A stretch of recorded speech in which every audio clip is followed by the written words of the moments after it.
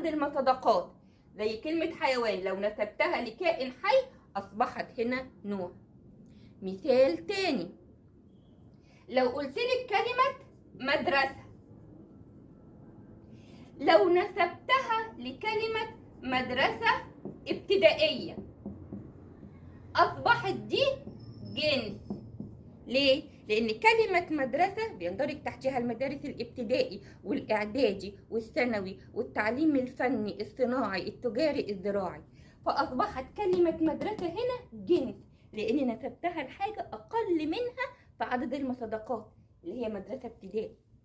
طيب نفس الكلمة اللي هي مدرسة اللي هي جنس أنا ممكن أخليها نوع لو نسبتها لكلمة أكبر منها في عدد المصداقات، زي نسبتها لكلمة بناء، لأن كلمة بناء أو مبنى يندرج تحتها المدرسة وبيندرج تحتها